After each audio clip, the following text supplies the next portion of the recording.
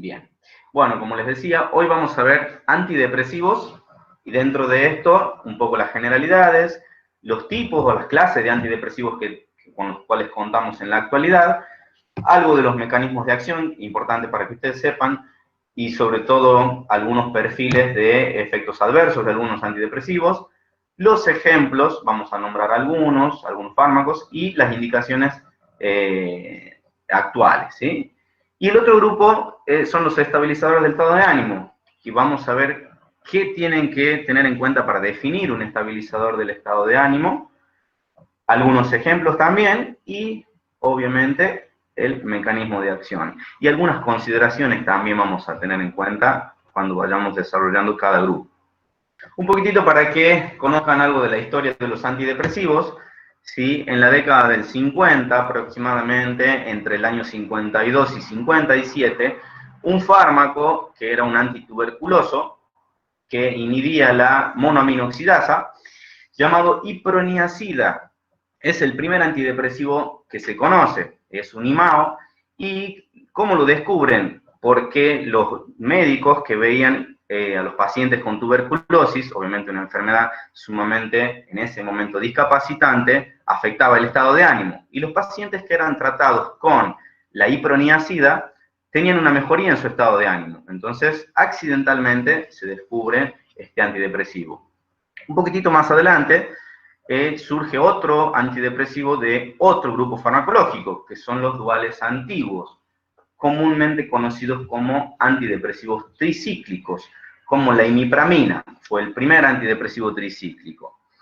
Un poquitito más adelante, ya nos vamos acá, en el 86, aparecen ya los de mayor uso corriente, que son el grupo de los selectivos, más adelante vamos a ver bien la clasificación, y en este caso la fluoxetina, que en Estados Unidos la marca conocida es el Prozac, que seguramente en alguna película habrán visto que lo nombran. Ya en la década, a partir del 2000, nacen o se descubren a través de distintos estudios y diseños, como había nombrado la doctora Hansen en la clase pasada, los duales nuevos, por ejemplo, ven la faxina ibupropión, y los multimodales, que es de una aparición sumamente reciente, como la vortioxetina en este caso. Cuando un paciente iniciaba un tratamiento antes con antidepresivos y se veía una mejoría aquí en esta parte, una mejoría en el 50% de sus síntomas, se le conocía como respuesta, que eso también lo han visto en la clase de trastornos del estado de ánimo de la doctora Hansen, en donde el paciente a través de escalas mejora en un 50%. Esta respuesta era el objetivo que se buscaba antes en el tratamiento psicofarmacológico. El objetivo actual se habla de remisión completa, ¿sí? Está un poquitito más abajo, no me funciona el puntero láser. Bueno, en la parte izquierda de la pantalla. El objetivo actual, entonces, la remisión completa de los síntomas y evitar las recurrencias. Vamos un poquitito arriba. Tenemos que en la práctica clínica, un tercio, o sea, más o menos 30 pacientes de 100, nunca llegan a recibir una primera prescripción psicofarmacológica para su depresión. De los pacientes que reciben una prescripción, menos del 50% llega al segundo mes de tratamiento, ¿sí? Y menos de un cuarto de los pacientes completan 3 meses o más de tratamiento. Teniendo en consideración estos datos, lo que nos surge es controversia. Hay una psiquiatra famosa, la doctora Andrea López Matos, dice que psiquiatría es la única especialidad que tiene una antiespecialidad. Por ejemplo, la antipsiquiatría, ¿sí? Porque nosotros no conocemos una anticardiología, una antitraumatología. Sí conocemos movimientos de antipsiquiatría, principalmente antipsicofarmacología, ¿sí? Que desconocen estos movimientos el componente biológico de los trastornos mentales, sumamente comprobado, ¿sí? Entonces, aferrándose en estos datos, los movimientos de antipsiquiatría generan lo que hoy tenemos como controversia. Ellos sostienen de que por qué se medica, se le da un antidepresivo al paciente si están estos datos que vemos acá. Menos del 25% completan 3 meses o más de tratamiento. Ahora, como ustedes conocerán, hay una frase que a mí me gusta mucho que dice que toda crisis genera una oportunidad. Entonces, esta controversia, la crisis actual, nos genera a nosotros los psiquiatras un nuevo desafío y una nueva oportunidad. ¿Por qué? Porque es cuando nosotros, si tenemos en cuenta este dato del 25%, es cuando nosotros tenemos que, y todos los psiquiatras, considerar de nuevo la importancia fundamental que tiene en el tratamiento la psicoterapia, ¿sí? Está considerado el primer psicofármaco. Entonces, es una figura sumamente importante en todo el abordaje de todos los pacientes con trastornos mentales. Bien, pasando netamente a los grupos, vamos a ver un poquitito los tipos de antidepresivos que conocemos. En general hay dos grupos grandes, los monoaminérgicos, ¿sí? En este grupo tenemos tres principales. Los duales antiguos, a ver si el puntero me permite. Bueno, no me funciona muy bien el puntero. Están los duales antiguos, que son los tricíclicos, y los duales nuevos. Y por otra parte tenemos los selectivos. Aquí vamos a hacer hincapié nosotros en los selectivos, porque como les había dicho, son los de mayor uso corriente. Y son los más seguros de los grupos que vamos a describir. Aquí en el dibujito se puede ver que este es un ejemplo gráfico, obviamente, de un inhibidor selectivo de la recaptación de serotonina. Esta partecita que dice SERT sería la parte del fármaco que se une al transportador de serotonina. Esta partecita. Por otro lado, tenemos el otro grupo de los no monoaminérgicos. El más conocido es la agomelatina, que como ven en el dibujito, más abajo, perdón, en la parte inferior, tenemos que se unen a receptores melatoninérgicos, ¿sí? Por eso es no monoaminérgico. En definitiva, ¿qué es lo que hacen estos dos grandes grupos? Y a grandes rasgos, para que ustedes sepan, el grupo de los antidepresivos monoaminérgicos básicamente intervienen en los procesos sinápticos de las monoaminas. Las monoaminas son los tres neurotransmisores principales involucrados en todo el proceso de la depresión. A conocer, dopamina, noradrenalina y serotonina. Y los no monoaminérgicos, como les había dicho recién, bloquean el receptor melatoninérgico. Vamos a describir un poco los selectivos entonces, ¿sí? Como les decía, inhiben selectivamente la recaptación de serotonina y noradrenalina. En el lado izquierdo tenemos uno, que es el inhibidor selectivo de recaptación, de la bomba de recaptación de serotonina, y en el lado derecho tenemos el fármaco que inhibe la bomba de recaptación de noradrenalina. Los más utilizados en la práctica, vamos a hacer hincapié en esto, son los de la izquierda, son los inhibidores selectivos de la recaptación de serotonina. Bien. Dentro del mecanismo de acción, podemos nosotros identificar una acción temprana y una acción tardía de los SIRS.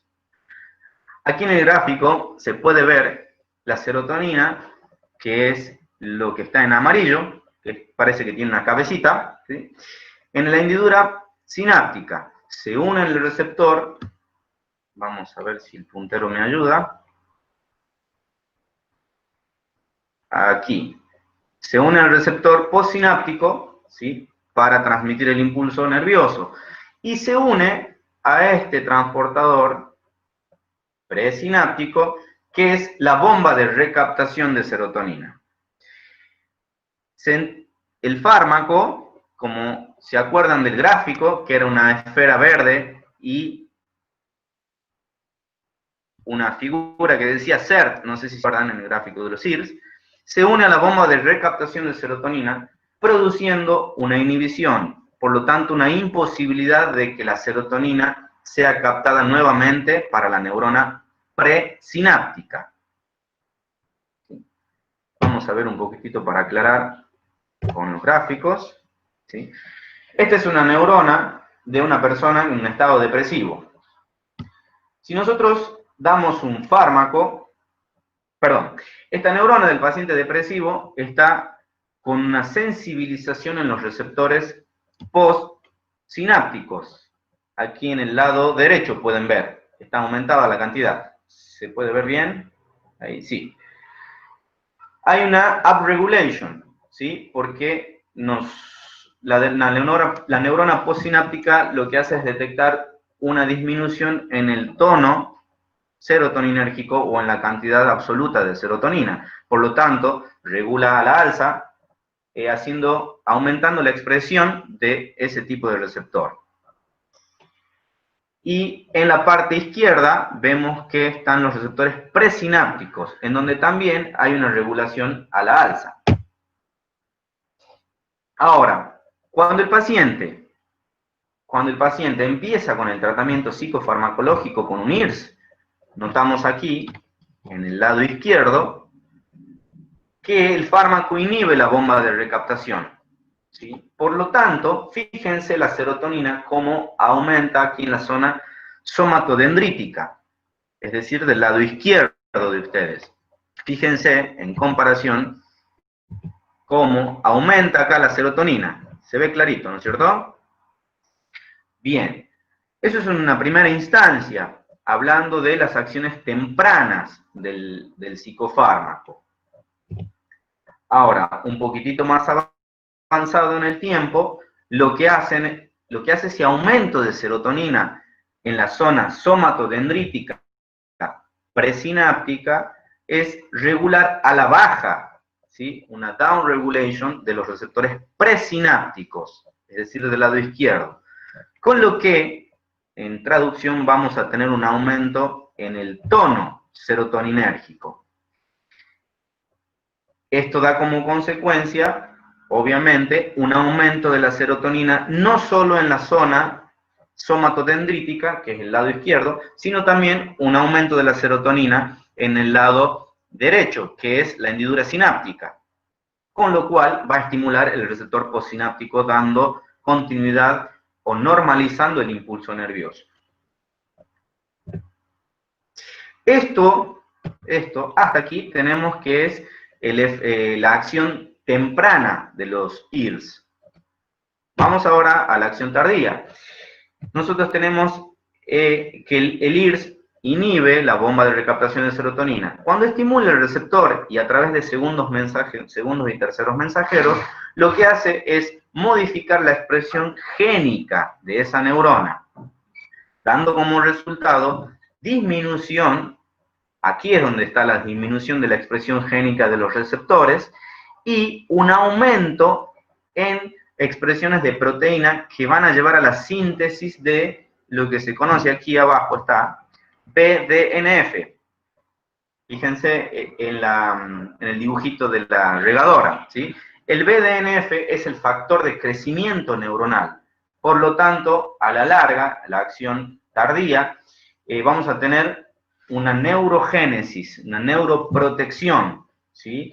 Y este inicio de la acción es coincidente con el inicio de los efectos buscados clínicamente en el paciente.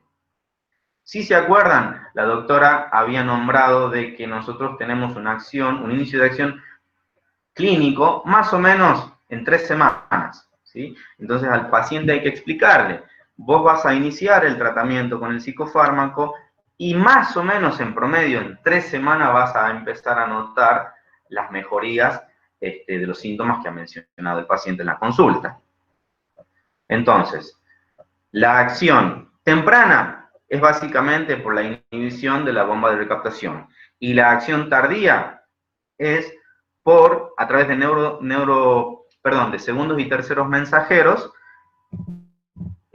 para modificar la expresión génica en la neurona, principalmente dando como expresión las proteínas que van a aumentar el factor de crecimiento neuronal. Aquí hay una frase que me gusta: el genio se hace con un 1% de talento y un 99% de trabajo. Dentro de los psicofármacos antidepresivos monoaminérgicos hay de distintos tipos. Les había dicho que estaban los duales antiguos, que son los tricíclicos, los vamos a ver un poquitito más adelante, los duales nuevos y los multimodales. Los duales nuevos tenemos aquí: inhibidor de la recaptación de noradrenalina y de dopamina. Fíjense, el fármaco es el verde, la esfera verde, y las dos acciones están ahí: dopamina hacia arriba y noradrenalina hacia abajo, el amarillo, el triangulito amarillo. Por otro lado tenemos los inhibidores de la recaptación de serotonina y noradrenalina. El prototipo acá, ¿sí?, de este dual es el bupropión, que también se lo utiliza mucho en la cesación tabáquica, porque tiene a largo plazo una buena acción en los receptores nicotínicos. Después tenemos los duales que inhiben la recaptación de serotonina y noradrenalina. El prototipo de este es la venlafaxina, ¿sí? La venlafaxina tiene una característica especial, que actúa como IRS, o sea, como un selectivo, como inhibidor de la recaptación de serotonina, hasta una dosis de 150 miligramos. A partir de esa dosis, hacia arriba, tenemos que este fármaco se convierte en un dual, ¿sí? O sea, a partir de 150, la venlafaxina también inhibe la recaptación de noradrenalina, ¿sí? Este fármaco, la venlafaxina, tiene un metabolito activo en el cuerpo que se llama desvenlafaxina, y que, si ustedes ven el tamaño de este triangulito amarillo, que sería la acción sobre la recaptación de noradrenalina, acá es mayor, ¿sí? Entonces, ¿qué es lo que hizo la industria farmacéutica? Desarrolló en forma individual este fármaco, este metabolito, ¿sí? Entonces, se lo utiliza en forma separada, porque actúa más sobre la noradrenalina, produciendo un mayor tono noradrenérgico, mejorando los efectos de la venlafaxina y al mismo tiempo eliminando algunos efectos secundarios no deseados.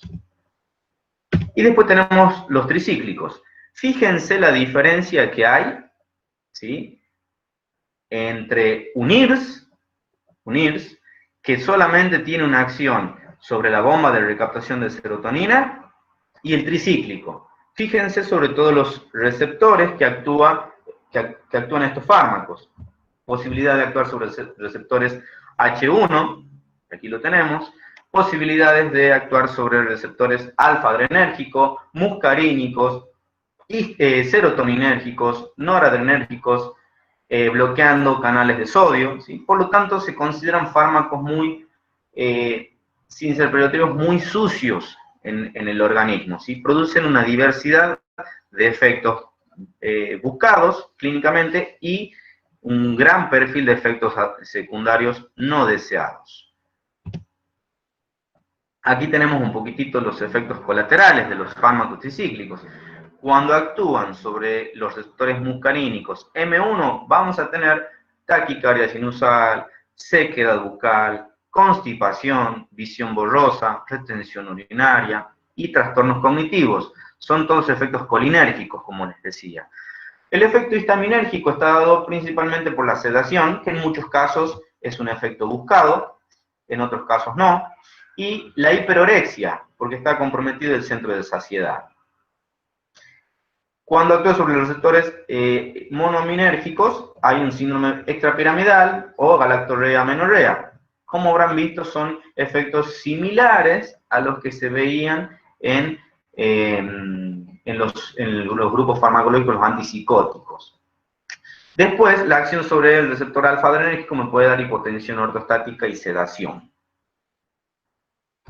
Como han escuchado en una clase de la doctora Hansen también, cuando el paciente está con este tratamiento, hay que decirle que tenga cuidado con los cambios posicionales, ¿no? Sobre todo por la hipotensión ortostática. ¿Cuáles son las indicaciones? Los IMAO, ¿sí?, son fármacos que están en desuso, bastante desuso. Están indicados cuando el paciente no responde al tratamiento convencional y combinado con antidepresivos. Entonces es una depresión que se considera típica, resistente, y también se lo utiliza para el dolor crónico, al igual que los tricíclicos, el cual está indicado en trastornos depresivos y de ansiedad. Los selectivos, como les decía, que son los de uso corriente y los más usados en la actualidad, de hecho hay una estadística que dice que en Estados Unidos se prescribe cada 6 segundos en cualquier momento del día un fármaco, un IRS. ¿Sí? Es muchísimo. Están indicados para los trastornos depresivos, trastornos de ansiedad, de la conducta alimentaria, déficit de atención, síndromes dolorosos, por ejemplo, los que tienen que ver con el síndrome sensitivo central, la agitación, abuso de sustancias, alteraciones sexuales, y actualmente también en los que les decía que son síndromes sensitivos central, como el disfórico premenstrual o la fibromialgia también, para el insomnio y para la enuresis.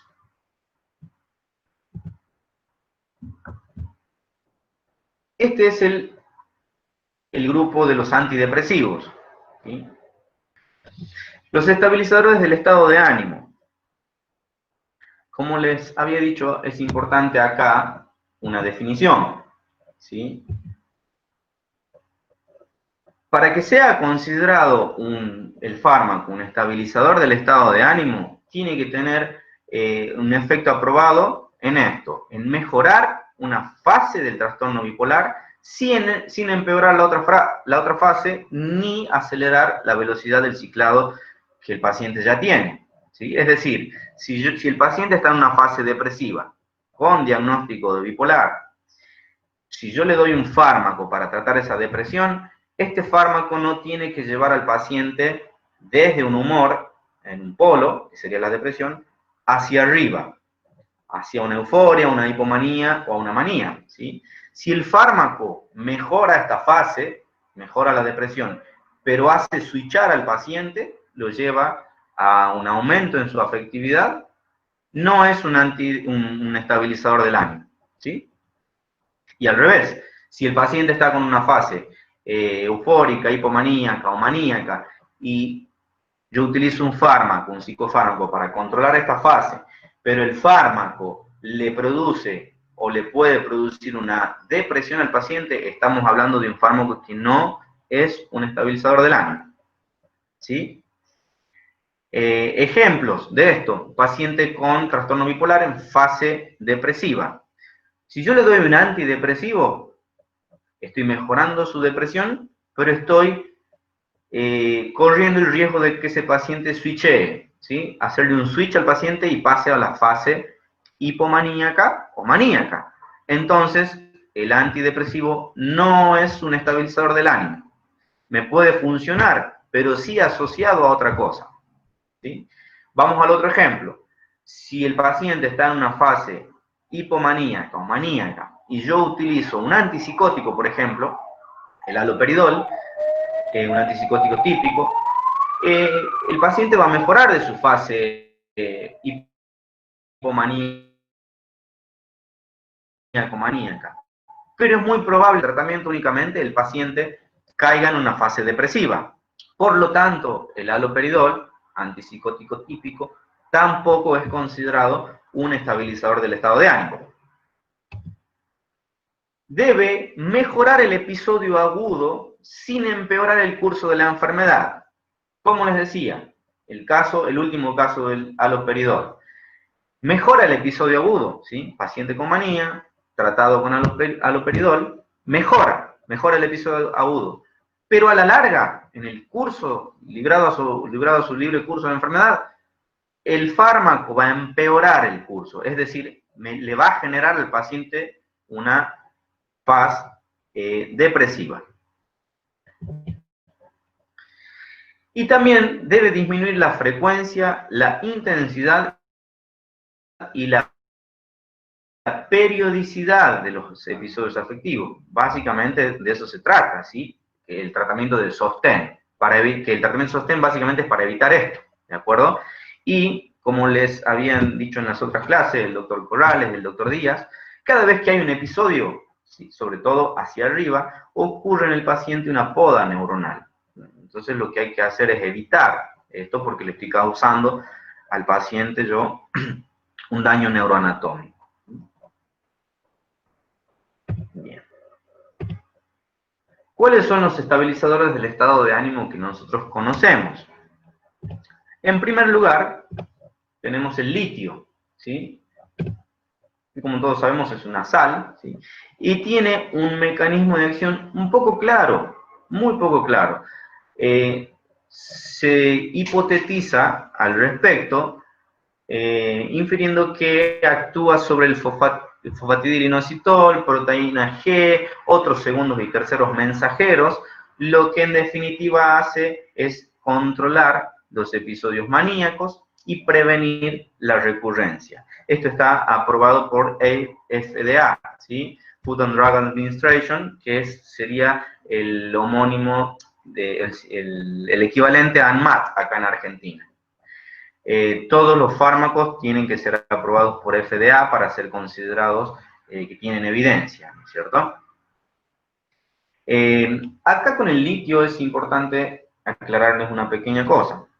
Es el fármaco más simple que existe a nivel químico, es sumamente barato, pero tiene un par de cositas ahí complicadas. Por ejemplo, es nefrotóxico y tirotóxico a largo plazo, ¿sí? Y es el único fármaco en el cual yo no voy a decir que estoy en una dosis terapéutica teniendo en cuenta solamente los miligramos, ¿sí? Acá yo tengo que, si inicio el tratamiento con litio, tengo que indicarle al paciente controles semanales de litemia. Es decir, el paciente se tiene que sacar sangre y ver los valores del litio en sangre, en donde el valor normal del litio es 0,6 a 1,2. Si la litemia está entre esos valores, yo recién puedo decir que el paciente tiene una dosis de litio terapéutica. ¿De acuerdo? Para saber que está en dosis terapéutica, siempre litemia. No solo para eso le realizo la litemia, sino que para evitar estar en dosis subterapéuticas o en dosis tóxicas, mayores a 1,2 unidades internacionales por litro. A largo plazo, como les decía, es nefrotóxico y tirotóxico, pero si yo en el uso agudo excedo en 1,2 la litemia, estoy causándole una cardiotoxicidad y una neurotoxicidad al paciente también, ¿sí? A veces la neurotoxicidad es irreversible. Por lo tanto, tengo que tener manejo de litio. Entonces, el estado es el valproato de sodio y la carbamazepina. Son anticonvulsivantes bastante conocidos. Aquí también se conoce poco el mecanismo de acción, ¿sí? Pero se ve que inhiben canales de sodio voltaje dependientes o voltaje sensibles. Tienen acciones GABAérgicas también, sobre todo el valproato, ¿sí? Y está comprobado y aprobado su uso en el episodio agudo, la manía, y también para prevenir la recurrencia. Bien. Ahora, con respecto a la carbamazepina hay que tener cuidado porque, bueno, está mal escrito ahí, pero es un efecto adverso que hay un riesgo de supresión medular en el largo plazo, ¿sí? Estos fármacos, obviamente, el valproato, también a largo plazo me puede producir una hepatotoxicidad debido a su metabolismo, ¿sí? Aquí a tener en cuenta para los episodios o el diagnóstico, cuando no tenemos un diagnóstico certificado de trastorno bipolar, que tienen evidencia y son considerados fármacos de primera línea y primera elección, el litio solo, o el valproato solo, o una combinación de litio y valproato.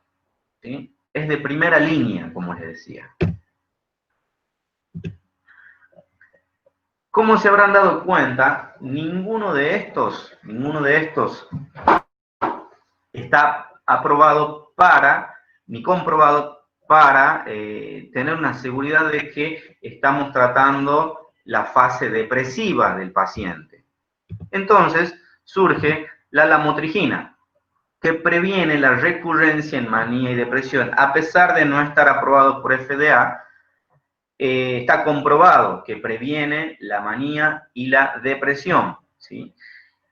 ¿Cómo actúa? También es un mecanismo poco conocido, pero se hipotetiza de que inhibe canales de sodio voltaje sensible, al igual que los anticonvulsivantes anteriores, ¿sí?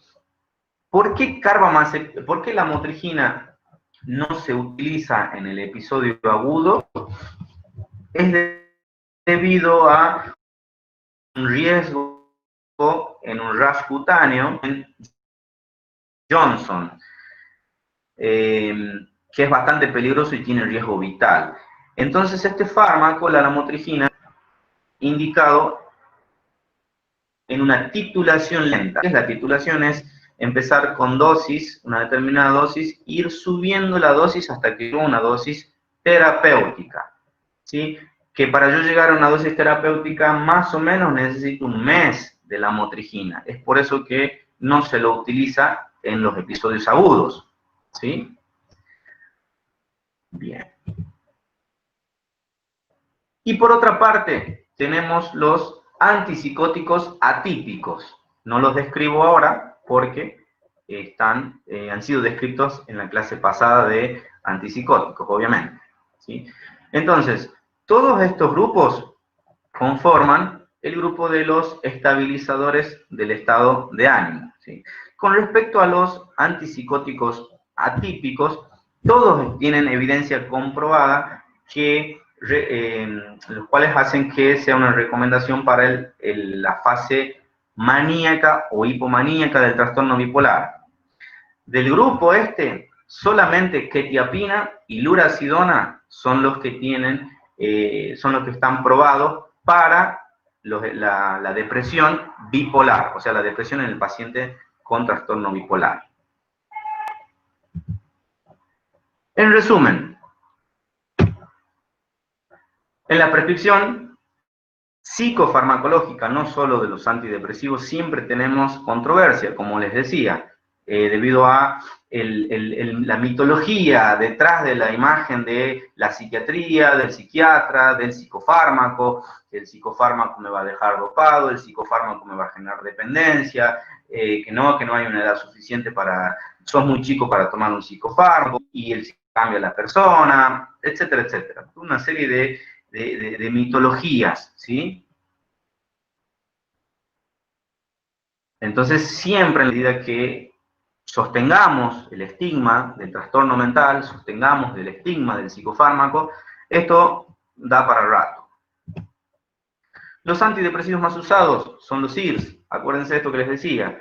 Esto es un dato, no hay ninguna opinión en el medio. Cada 6 segundos se prescribe un antidepresivo en Estados Unidos, ¿sí? De los antidepresivos son los IRS.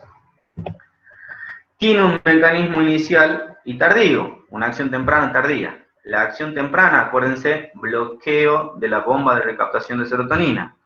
Acción tardía es a través de modificaciones en el genoma de la neurona, ¿sí? Con expresión de proteínas que hacen que se exprese más el factor de crecimiento neuronal. Y esto es coincidente con el inicio de los efectos clínicos del antidepresivo. Los antidepresivos tricíclicos cuentan con el perfil de RAM que les había dicho, que básicamente esto está dado por la cantidad a los que pueden unirse. Acuérdense, receptores muscarínicos, M1, enérgicos, H1, receptores alfa-1 adrenérgico, canales de sodio, etcétera, etcétera. Los mecanismos de acción de los estabilizadores del estado de ánimo, básicamente, son, ¿sí? Intervienen inhibiciones de los canales sodio-voltaje dependiente, tienen acciones GABAérgicas, acuérdense de la acción GABA, el GABA es por excelencia el neurotransmisor inhibitorio, ¿sí? Entonces si nosotros tenemos que son GABAérgicos, aumentan el tono GABA, lo que van a producir estos fármacos es disminución de la posibilidad de que la neurona sea polarizada, es decir, hiperpolarización neuronal, ¿sí? Por eso es que son anticonvulsivantes también.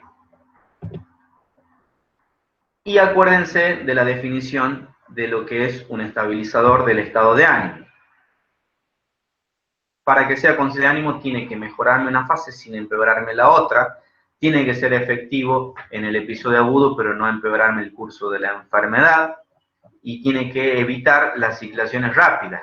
Tiene que actuar sobre la periodicidad y la frecuencia de los episodios también. La persona que pregunta es tonta por un minuto, la persona que se queda con la duda permanece tonta por siempre. Es así que abrimos el espacio para que ustedes puedan preguntar lo que fuere de lo que vamos viendo hasta ahora. ¿Tienen alguna duda al respecto?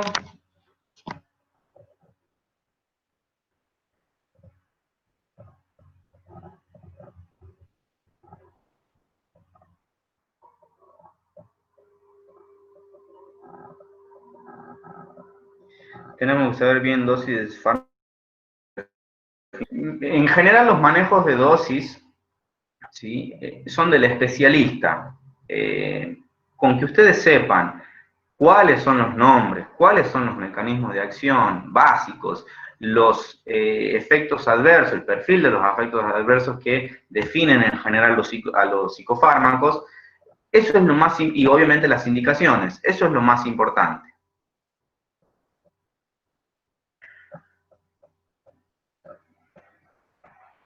Los de acción rápida, ¿qué tiempo tienen hasta que se notan los efectos adversos? Bien, Eugenia.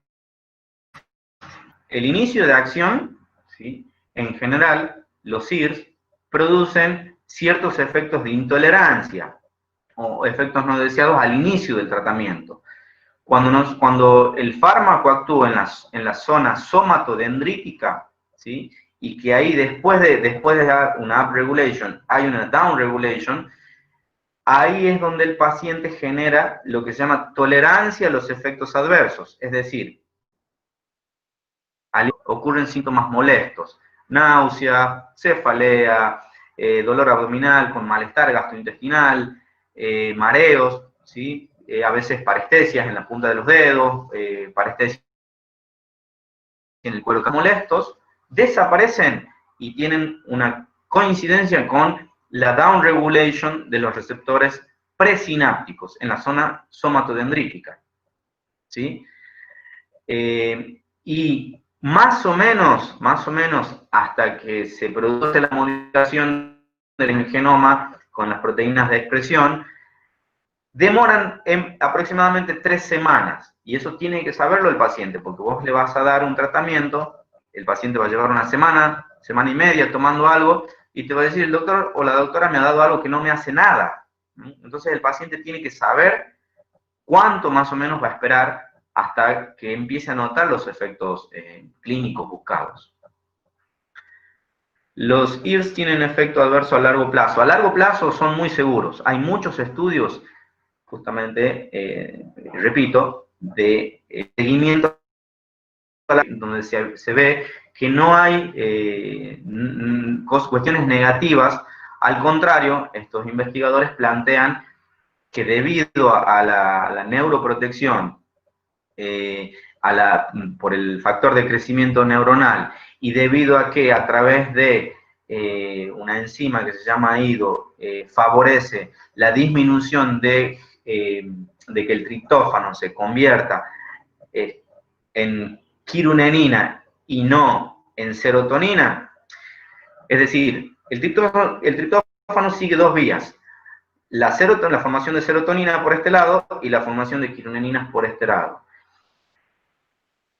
Del lado izquierdo hay formación de radicales libres, por lo tanto neurotoxicidad. Ahora, los IRS lo que hacen es favorecen de que el triptófano mayormente forme serotonina a largo plazo. Entonces también es neuroprotector por esto, porque disminuye la posibilidad de la neurotoxicidad, en donde aquí también interviene el tono glutamatérgico. A ver, tenemos que saber, dosis para el final, ya está. Efectos adversos a largo plazo. El único efecto, después de la semana, el único efecto adverso que si aparece no va a desaparecer mientras la persona esté con un IRS, son los efectos adversos en la esfera sexual. Acuérdense que la tiene principalmente en la excitación, en el deseo y en el orgasmo sexual, ¿sí? Entonces, es posible que el paciente experimente una disminución de la libido, que en muchos casos ya está formando parte del cuadro depresivo, y en otros casos lo que produce es un aumento en el tiempo de coito, ¿sí? Aumenta hasta una demora en el orgasmo, sería, que en las mujeres es mucho más notorio y se traduce muchas veces en situaciones de anorgasmia.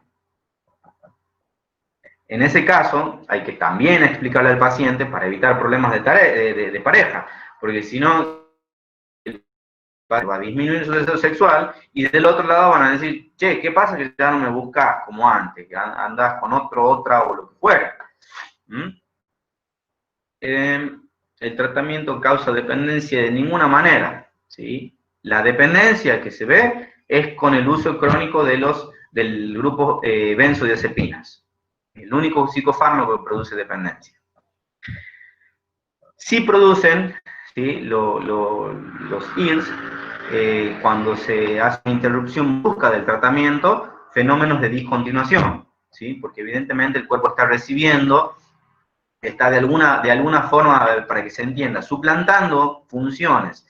Y si yo corto de forma brusca, el cuerpo no entiende qué le pasó, entonces ahí están los síntomas de discontinuación, que a veces sin pequeña recaída, ¿sí? de su estado depresivo o de su trastorno de ansiedad.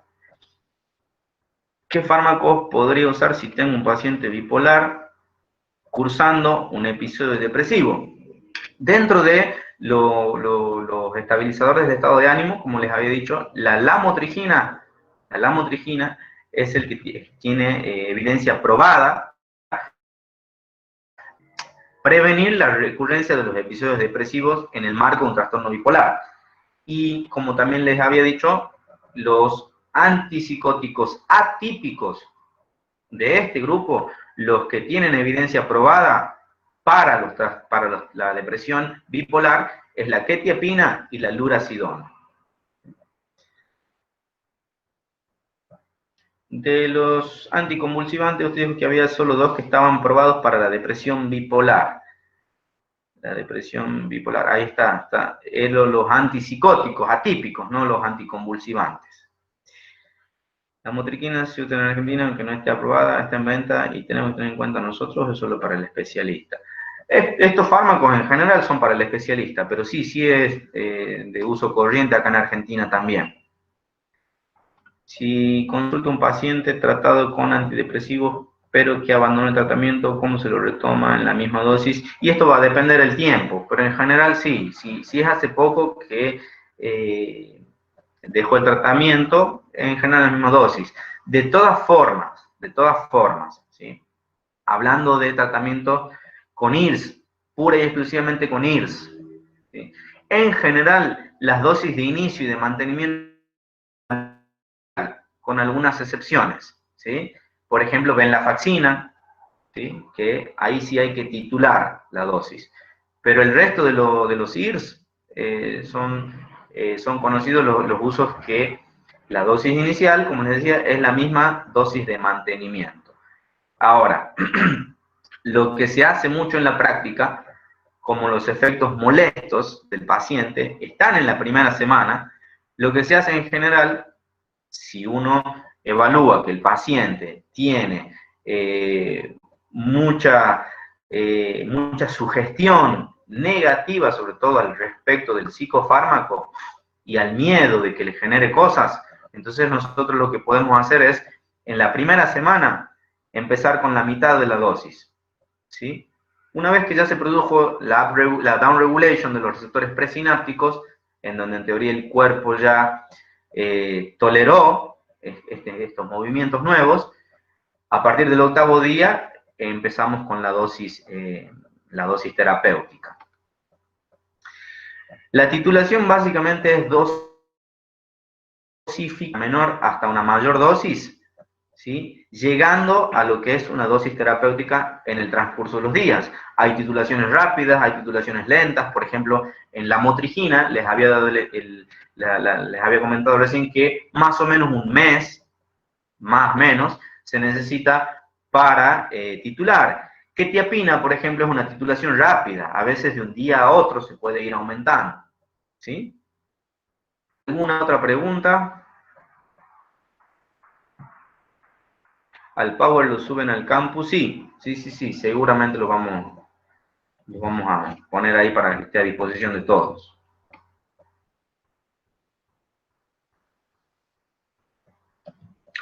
Cualquier otra duda que tengan respecto a psicofarmacología general, pueden organizar y damos una clase de apoyo para esto. En trastorno bipolar, ¿qué solucionamos con los anticonvulsivantes? Como decía el Power, el convulsivante, los tres que he nombrado ahí, me sirven para la etapa aguda, como el valproato, por ejemplo, de la manía o de la hipomanía, y tratamiento ya que previenen la recurrencia. Y la motrigina en etapa de mantenimiento, sobre todo para evitar la recurrencia de los episodios depresivos, ¿sí?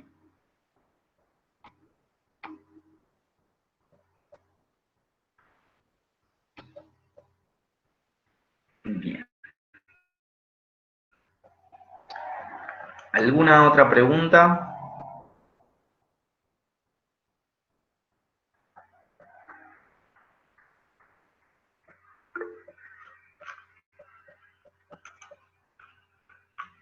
Los fármacos duales. Bueno, los duales tenemos los duales viejos, que son los tricíclicos, que están en desuso, tienen indicaciones muy puntuales, ¿sí? Y los duales nuevos, que los duales nuevos tenemos los que actúan inhibiendo la recaptación de dopamina y noradrenalina, como el bupropión, que este se utiliza en la cesación tabáquica mucho, los neumonólogos lo utilizan mucho, y tenemos los inhibidores de la recaptación de serotonina y noradrenalina, como la venlafaxina, la desvenlafaxina, por ejemplo, la duloxetina también. Si quieren, voy a agregarle, para que tengan en el campus, una lista de los nombres de los fármacos.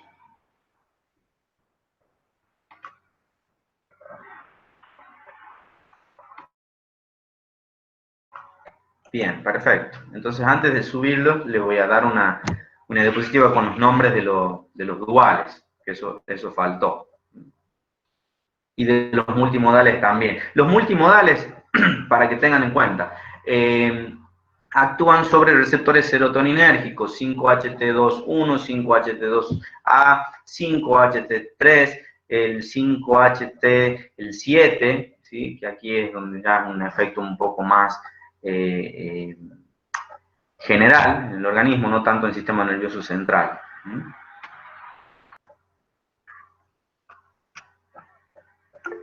Bueno, hasta aquí llegamos entonces. Que pasen un buen fin de semana y nos estamos viendo.